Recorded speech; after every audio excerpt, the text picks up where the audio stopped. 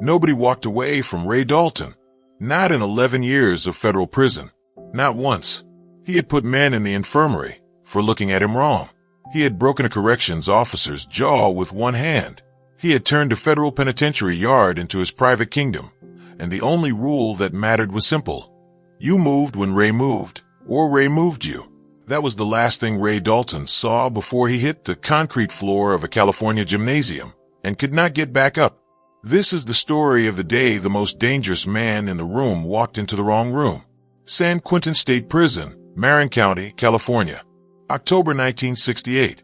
Tuesday morning, 9:15 a.m.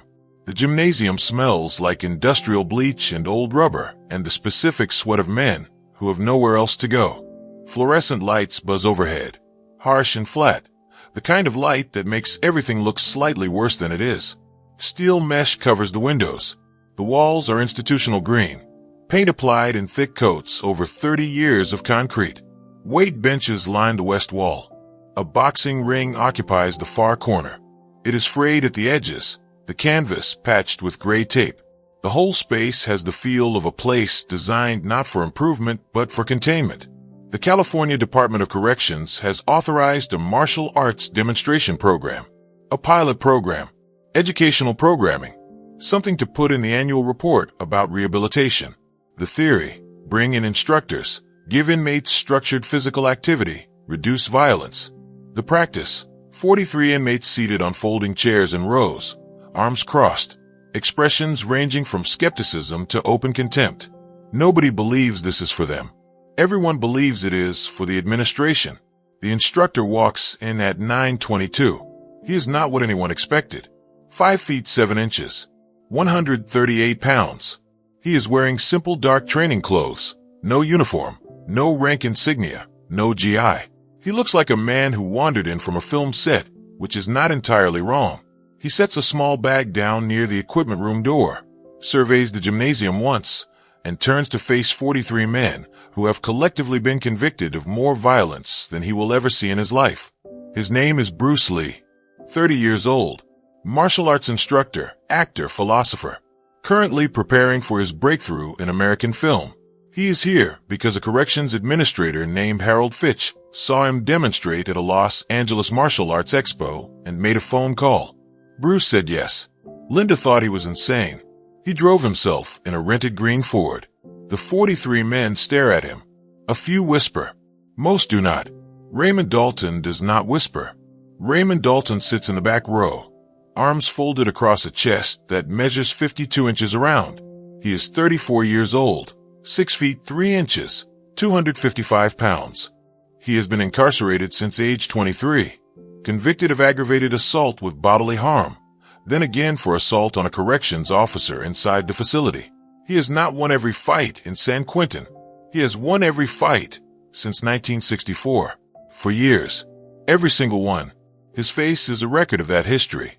A broken nose, twice reset, once not reset at all. A ridge of scar tissue above his left eye from a shiv that caught him sideways in 1966.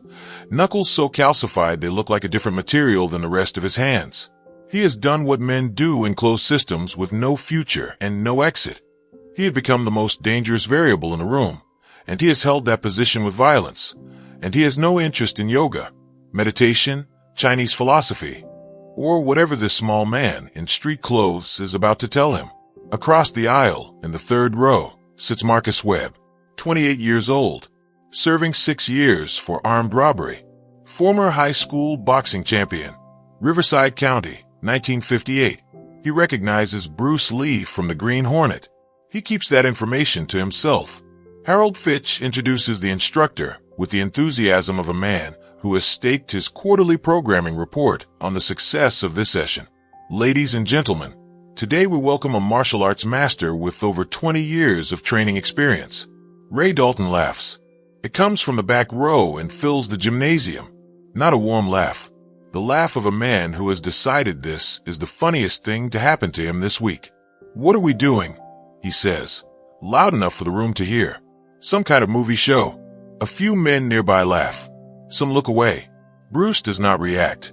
He is standing at the front of the gymnasium, and he is looking at Ray Dalton in the back row. and his expression has not changed. Calm, present, nothing unnecessary. Harold Fitch begins to apologize. Bruce raises a hand and Fitch stops talking. "What is your name?" Bruce asks. Not loud. Carrying. "Raymond. Raymond, you want to see something real?" Ray unfolds his arms.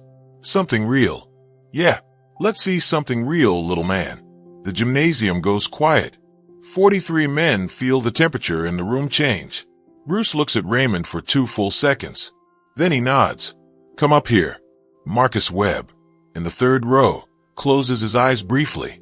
Raymond Dalton stands. The folding chair behind him scrapes backward. He walks to the front of the gymnasium slowly.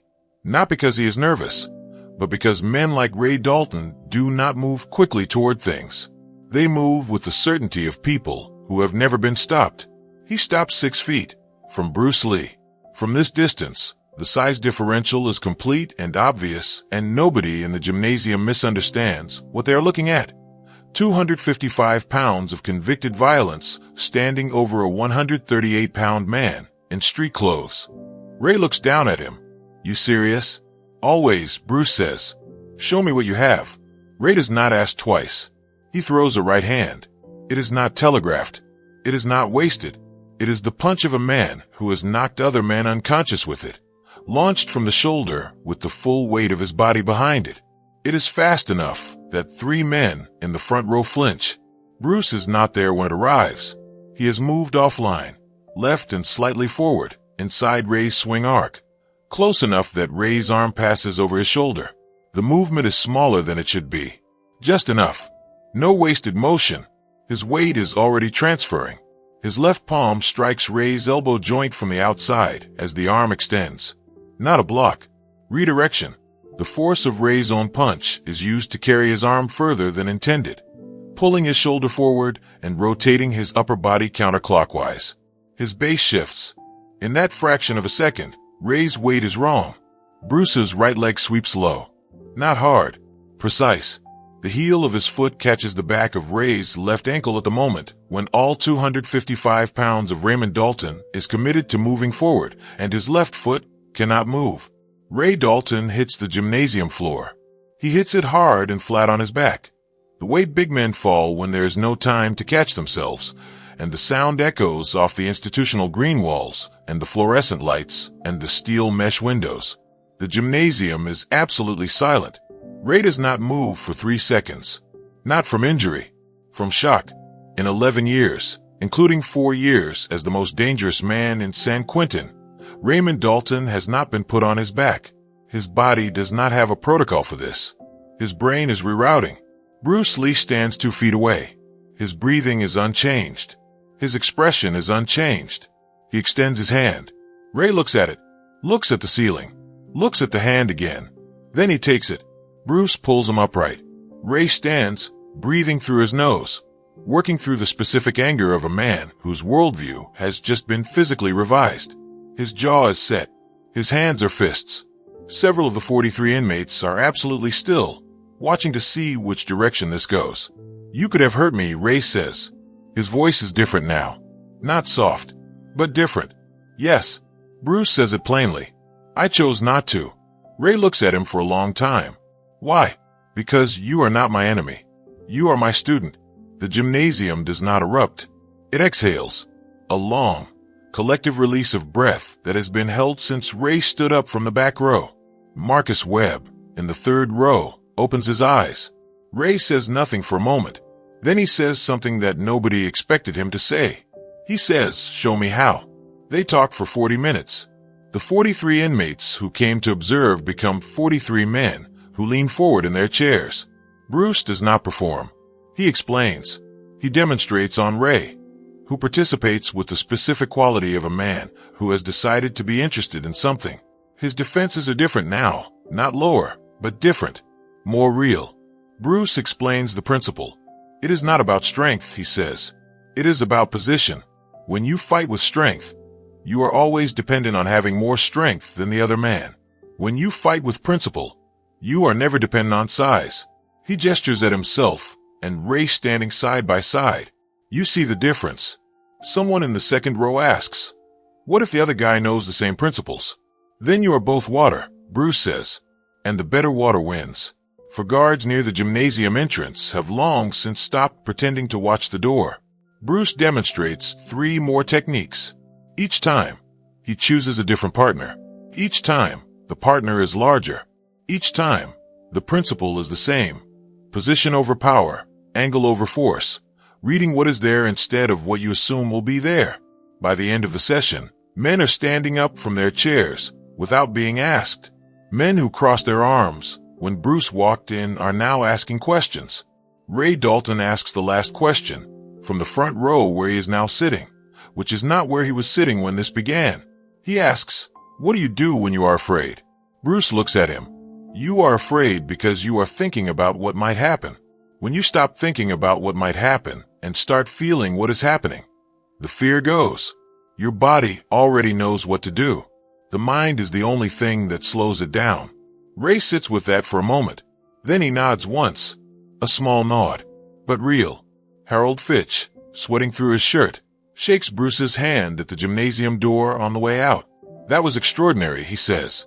Bruce thanks him, picks up his bag, and walks down the corridor toward the processing exit. Marcus Webb catches him in the hall, the one moment he has before the guard redirects him. He says, "I knew who you were the whole time." Bruce smiles. "I know," he says. "You were the one in the 3rd row who closed his eyes." Marcus blinks. "How did you? You know boxing. You knew how fast it was going to be." Marcus laughs, genuinely, for the first time in a long time. Raymond Dalton served the remainder of his sentence without a single incident of violence.